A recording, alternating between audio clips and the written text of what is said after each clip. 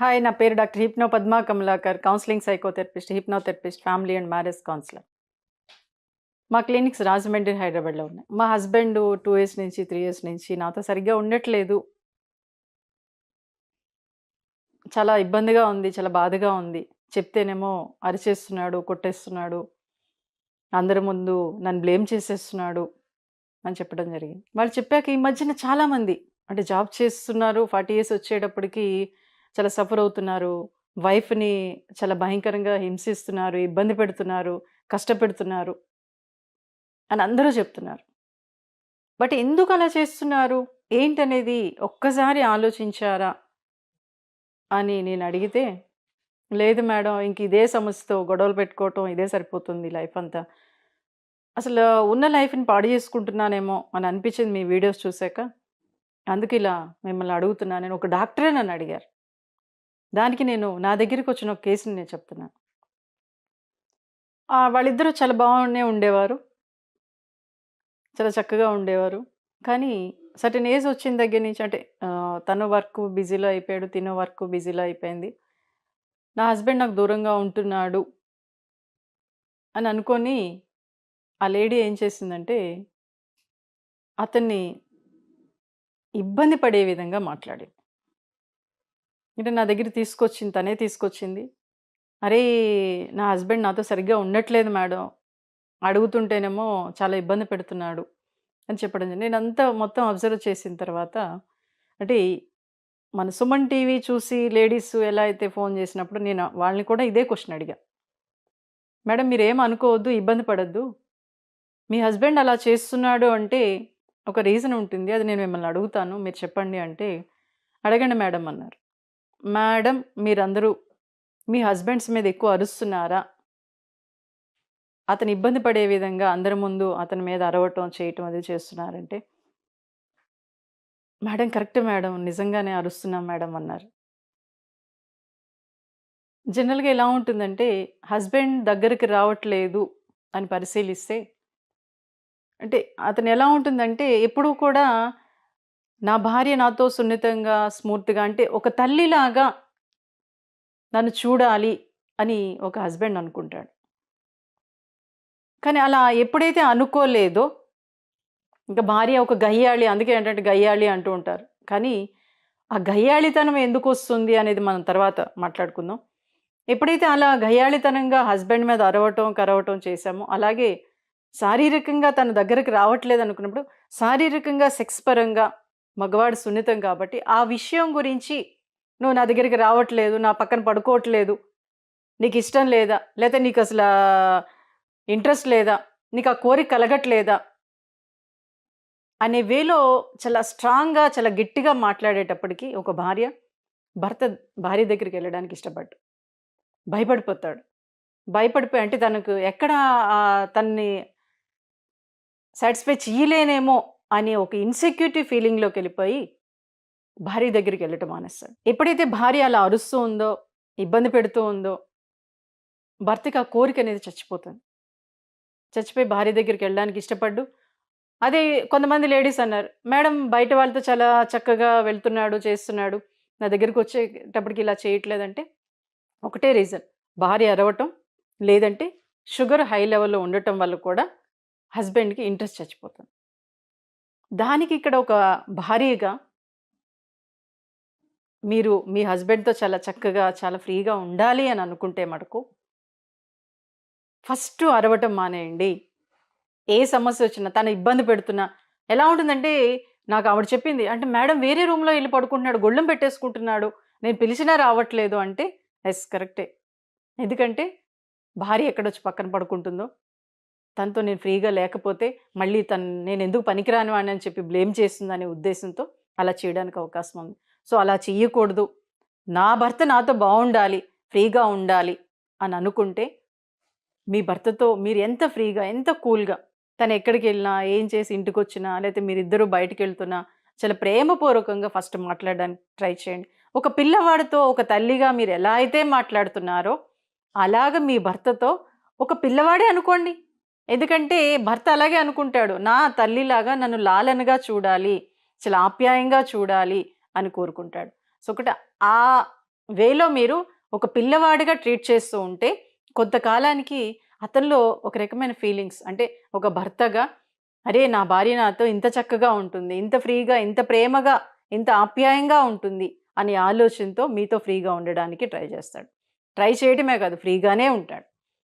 అక్కడ మీరు చేయవలసింది ఏంటంటే, మార్నింగ్ లేచిన దగ్గర నుంచి మీ పనులు మీరు చేసుకోండి. మిమ్మల్ని మీరు ప్రొటెక్ట్ చేసుకోండి. మిమ్మల్ని మీరు ప్రొటెక్ట్ చేసుకుంటూనే తను మీతో మాట్లాడలేదు, ఇంతకాలం దూరంగా ఉంటున్నాడు కాబట్టి చాలా ఆప్యాయంగా, చాలా చక్కగా తను బయటికెళ్తున్నప్పుడు చేయి పట్టుకొని జాగ్రత్తగా వెళ్ళి రండి, లేదంటే ఇవి తీసుకురండి నాకు అని చెప్పండి. ఓకే. ఈవినింగ్ వచ్చాడు. ఈవినింగ్ వచ్చినప్పుడు కాఫీ తాగుతారా? మంచినీళ్ళని అంటే ఇక్కడ మీరు కూడా హ్యాపీగా ఉండాలి అని అనుకుంటున్నారు కాబట్టి నేను చెప్తున్నాను. ఓకే. ఇంటికి రాగానే చాలా చక్కగా వాటర్ ఇచ్చి ఒక కప్పు కాఫీ, తనకిష్టం కాఫీయో, టీయో ఏదో ఒకటి ఉంటుంది కదా! అలా ఏదో ఒకటి ఇవ్వండి.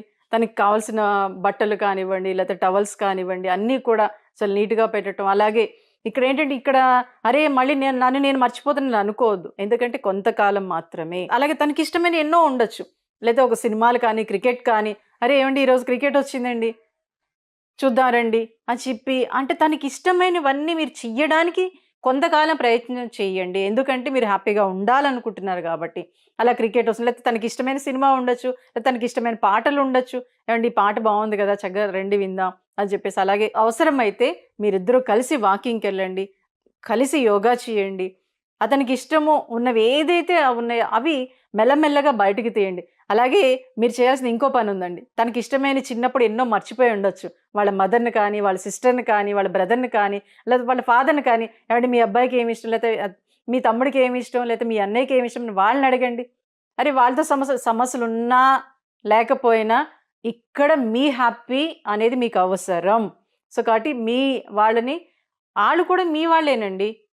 చక్కగా వదిన మీ తమ్ముడెలా ఉంటాడు, ఏంటి, తనకేమిష్టమో తెలుసుకొని ఆ విషయాలు కూడా గుర్తు చేయండి. అలాగే పాత ఫోటోలుంటాయి. మీ మ్యారేజ్ అయిన కొత్తలో, లేతే మీరెక్కడికైనా వెళ్ళినప్పుడు చాలా చక్కగా మిమ్మల్ని ప్రొటెక్ట్ చేసి ఉండవచ్చు. లేతే చక్కటి విషయాలు మీ ఇద్దరి మధ్యన ఉండవచ్చు. వాటన్నిటిని అప్పుడప్పుడు కదపండి. ఆ ఫోటోస్ చూపిచ్చండి. ఇందులో మీరు చాలా బావున్నారండి, చాలా చక్కగా నాతో ఆ రోజు ఎంజాయ్ చేశారు, చాలా మాట్లాడారు మీరు, మీ ఫ్రెండ్స్ అందరి ముందు కూడా నన్ను మెచ్చుకున్నారండి. ఇలాంటి విషయాలు మీరు బయటికి తీసి అప్పుడప్పుడు మాట్లాడుతూ ఉంటే ఆటోమేటిక్‌గా తనలో ఒక రకమైన హ్యాపీనెస్ ఒచ్చి మీతో సరిగ్గా ఉండడానికి ప్రయత్నం చేస్తాడు. మీతో సరిగ్గా ఉంటాడు.